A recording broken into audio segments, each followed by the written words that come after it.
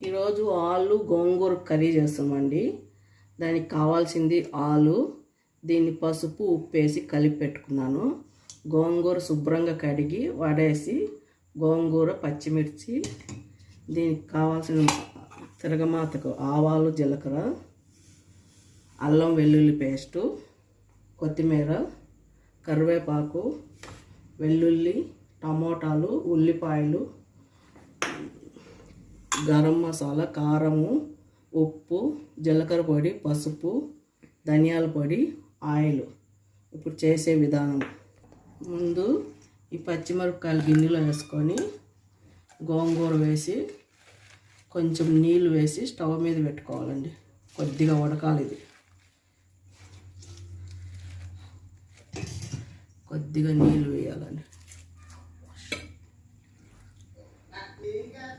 Stove మీద పెట్టుకోవాలండి. ఇది కొద్దిసేపు ఉడకాలి. ఫస్ట్ ఆలు కొద్దిగా ఫ్రై చేసుకోవాలండి. ఫ్రై చేసుకొని చేస్తే టేస్ట్ బాగుంటుంది. ఈ కర్రీస్ బాగుంటుందండి, చాలా రుచిగా ఉంటుంది. ఇది నా స్టైల్లో చేస్తున్నానండి. ఇలా ఫ్రై చేసుకొని బాగా కొద్దిగా ఫ్రై కావాలండి.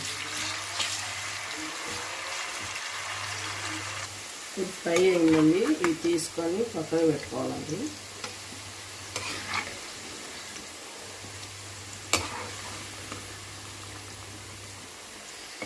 నూనెలో ఎగితే కర్రీస్ బాగుంటుందండి, టేస్ట్ సూపర్ వస్తుంది.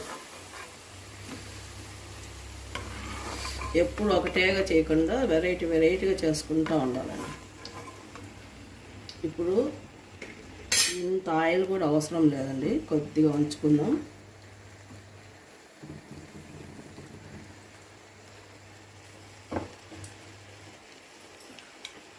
ఇప్పుడు ఆవాలు, జీలకర్ర,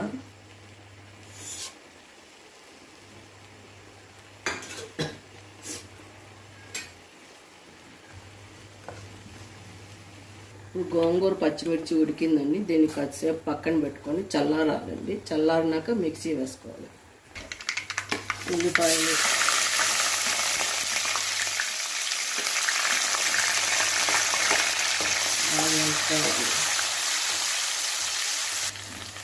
వెల్లుల్లి, కరివేపాకు, ఇది బాగా వేగాలండి. ఇది ఎర్రగా వేగాలి. ఎర్రగడ్డలు, కొత్తిమీర అంతా. టమోటాలు, ఇవి చిన్న గడ్డలండి, అందుకే నలిపి ఇలా వేసేవాళ్ళు బాగుంటుంది. టమోటాలు ఇట్లా నలిపి వేస్తే బాగా టేస్ట్ వస్తుందండి కూర. వేస్తే గుజ్జు వస్తుంది, టమోటాలు వేగి టేస్ట్ ఉంటుంది.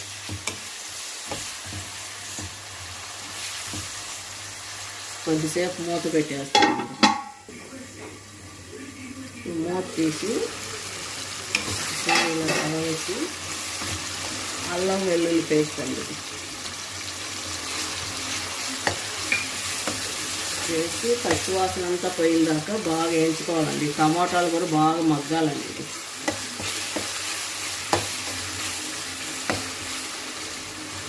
ఇప్పుడు ఇది ధనియాల పొడి, పసుపు, జీలకర్ర పొడి, సాల్ట్, కారం అండి. దీంట్లో కొద్దిగా నీళ్ళు వేసుకొని బాగా ఇలా కలిపేసి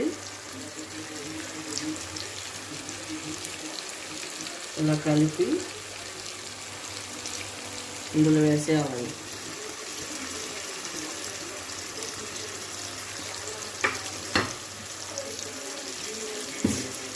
ఇవి కూడా బాగా పచ్చివాసన పోవాలండి.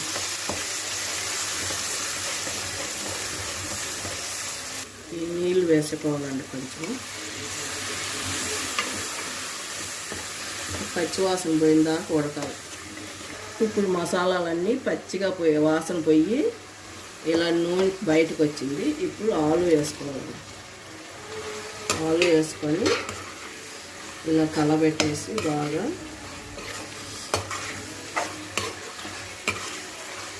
ఇలాగే కొద్దిసేపు ఉంచాలండి. మూత పెట్టి 1 సెకండ్ మూత పెట్టుకోవాలి. గోంగూర పచ్చిమిరపకాయలు చల్లారిందండి. ఇప్పుడు మిక్సీకి వేసి పేస్ట్ చేస్తున్నామండి.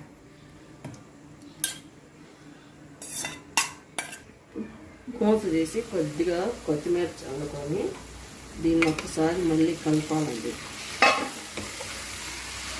బాగా పచ్చివాసన పోయిందాక వేయించుకోవాలి మసాలాలన్నీ. మూత తీసి గోంగూర పేస్ట్ అనేది గోంగూర పేస్ట్ వేస్తున్నామండి.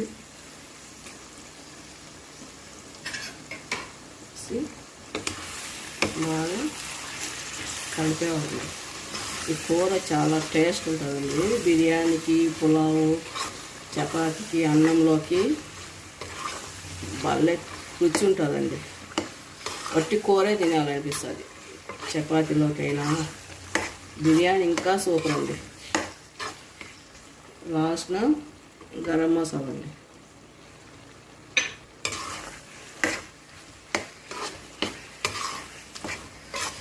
చూస్తూ ఉంటే పక్కన బిర్యానీ పెట్టుకొని తినేయాలనిపిస్తుంది.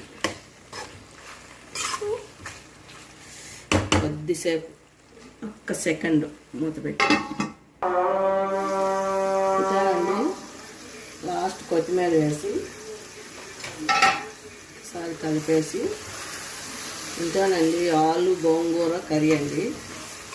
చాలా చాలా టేస్ట్ ఉంటుంది. మీరు చూసి చేసి లైక్ చేసి షేర్ చేసి సబ్స్క్రైబ్ చేయండి.